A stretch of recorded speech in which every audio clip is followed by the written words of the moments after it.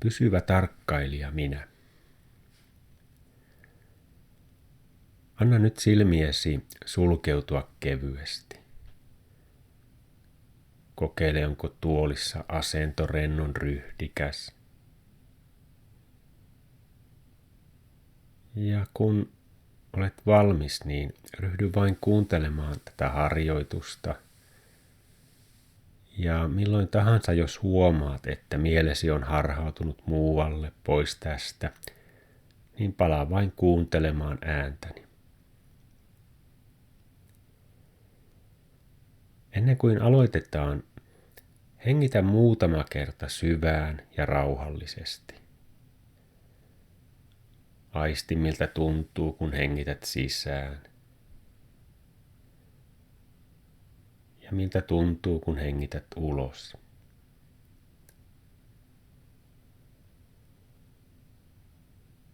Ja samaan aikaan, kun hengität, niin pane vain merkille, voitko havaita hengityksen äänen, kun ilma virtaa. Ja tuntea kehossa hengityksen rytmin.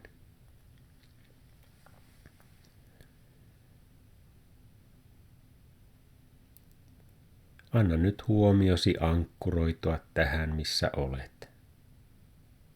Tässä huoneessa, istumassa siinä tuolissa.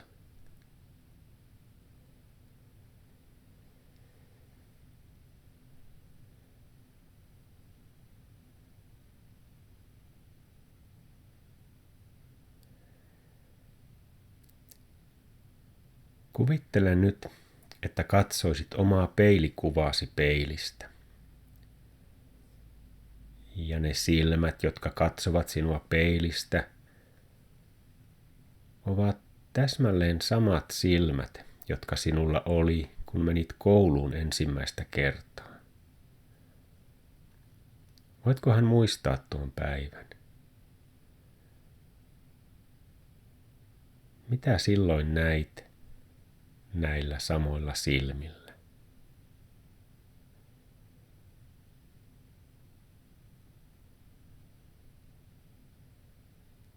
Entä muistatko, mitä hän tapahtui mielessäsi? Voitko huomata, millaisia ajatuksia ja tunteita sinulla oli silloin? Ensimmäisenä koulupäivänä.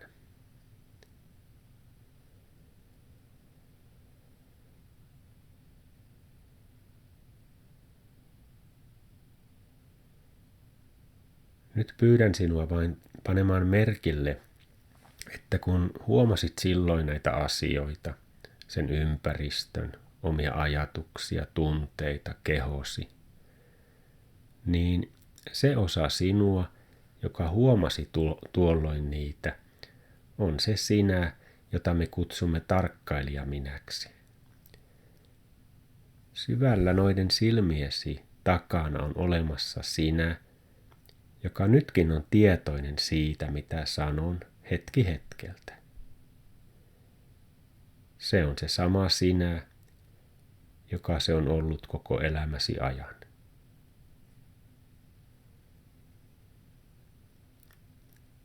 Syvällä sisimmässäsi on tämä pysyvä osa itseäsi, josta käytät nimeä minä.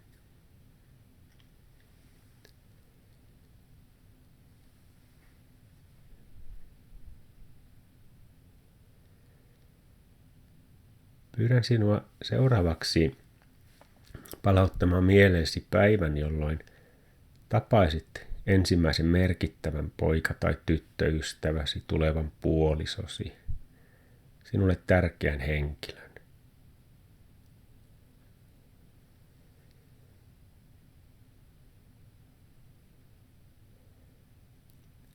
Ja huomaa, että ne silmät, jotka katsovat sinua joka kerta peilistä, ovat juuri ne samat silmät, jotka olivat silloin siinä tilanteessasi mukana, jotka tuolloin huomasivat kaiken, mitä tapahtui.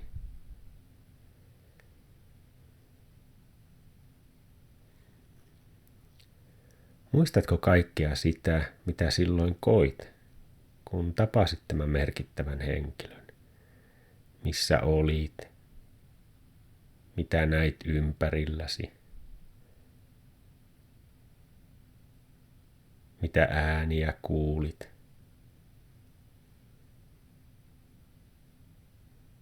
Mitä tuoksuja tunsit? Entä voitko muistaa omia tunteitasi, ajatuksiasi siinä hetkessä?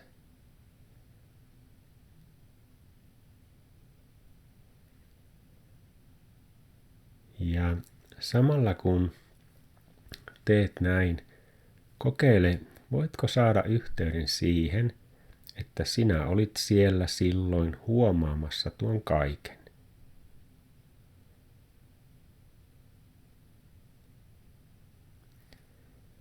Kokeile nyt, voitko saada yhteyden siihen sinään silmiesi takana, joka näki, kuuli, haistoi, tunsi ja jolla oli tiettyjä ajatuksia.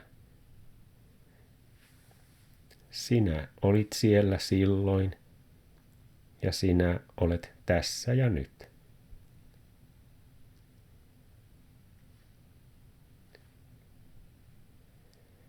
Pyydän sinua vain huomaamaan ja tarkistamaan sen tosiasian, että syvällä sisimmässäsi se sinä, joka on tässä ja nyt, oli myös siellä silloin kokemassa omia kokemuksiasi.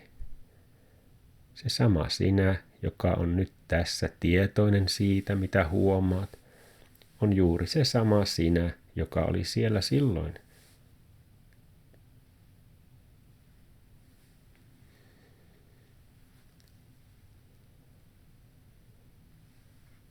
Niiden silmien takana, syvällä sisimmässäsi, jotka näet omassa peilikuvassasi nykyään, on se sama sinä, joka oli läsnä myös kun vietit lomaa perheesi kanssa lapsena, myöhemmin peruskoulussa, muissa kouluissa, työssäsi.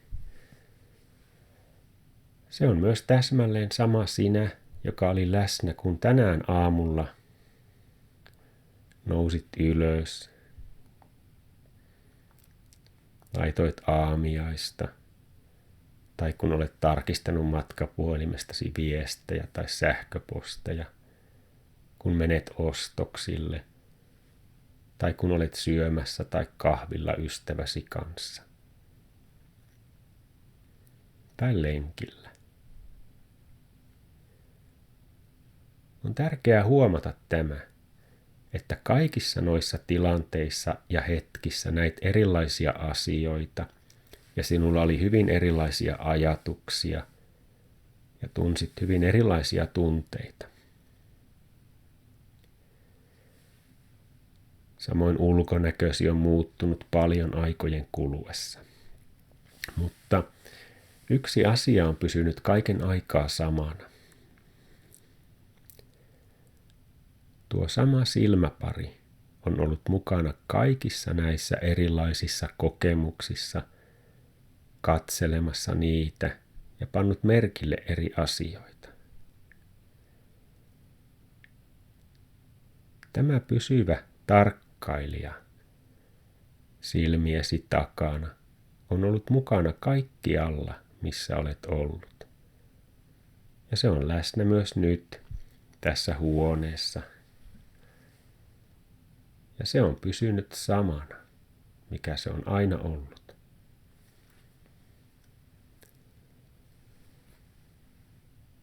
En pyydä sinua uskomaan tätä ajatuksena tai uskomuksena, vaan kokemaan tämän jatkuvuuden itsestäsi omien kokemustasi avulla.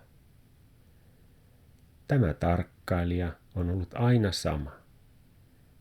Sinä olet ollut sinä koko ikäsi.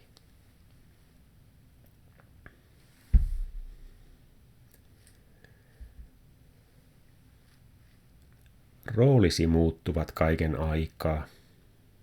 Toisinaan olet ystävä, työntekijä, sukulainen, seurustelukumppani.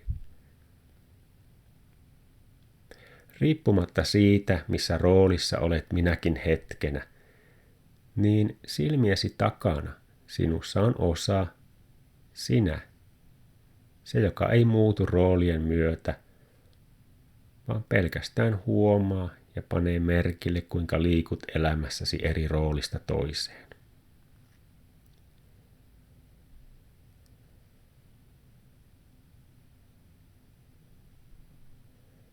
Tarkastellaan lopuksi tunteitasi. Huomaatko, miten tunteesi muuttuvat kaiken aikaa? Joskus tunnet itsesi iloiseksi, toisinaan surulliseksi. Jonakin hetkenä tunnet kiihtymystä ja toisena pitkästymistä, tai jännitystä, tai surua, tai rentoutumisen tunnetta. Ja jälleen kerran sama juttu. Vaikka tunteesi tulevat ja menevät kaiken aikaa, niin voitko huomata, että sinussa on osa, joka huomaa nämä vaihtelevat tunteet. Se pysyy samana eikä muutu.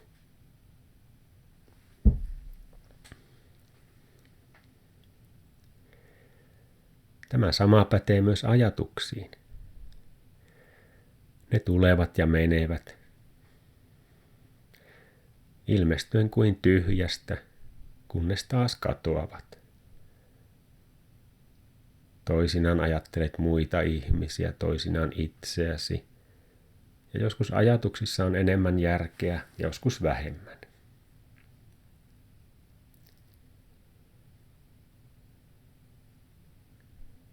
Niinpä, voitko aistia kokemuksesi perusteella, ei uskomuksena, että sinä et ole vain kehosi, et roolisi, et tunteesi, etkä ajatuksesi. Kaikki ne ovat sisältöä elämässäsi, kun taas sinä olet kuin näyttämö, paikka, se tila, jossa ne voivat tulla ja mennä.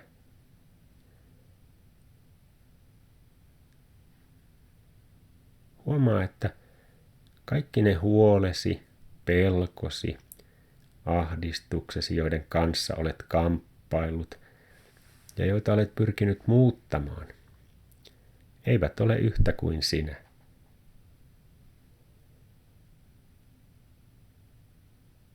Riippumatta siitä, kuinka kauan tämä kamppailu jatkuu, niin sinä olet siinä, pysyt muuttumattomana ja turvassa.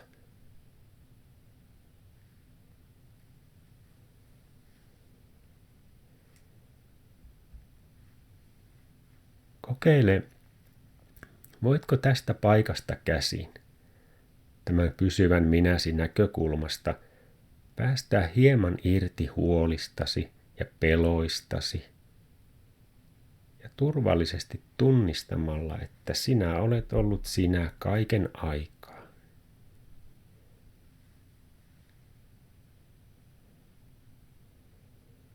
Että sinun ei tarvitse käyttää niin paljon energiaa siihen, millainen tunneilmasto vallitsee kulloinkin, koska elämäsi on paljon enemmän kuin se.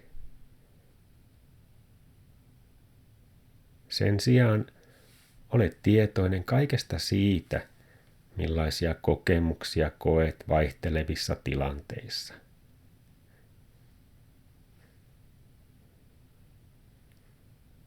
Ja kun teet sitä, pane vain merkille, että sinä olet edelleen kaiken aikaa tässä, tietoisena siitä, mitä koet. Ja se osa, joka huomaa oman kokemuksesi, pysyy samana.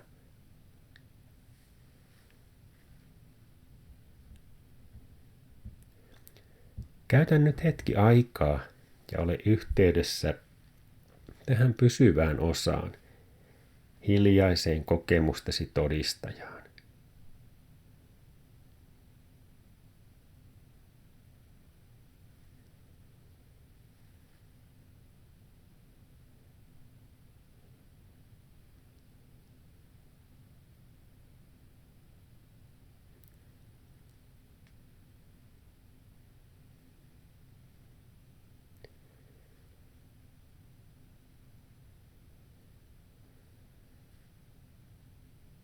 Ja sitten vähitellen, kun tunnet itsesi valmiiksi, kuvittele mielessäsi itsesi istumassa tässä huoneessa.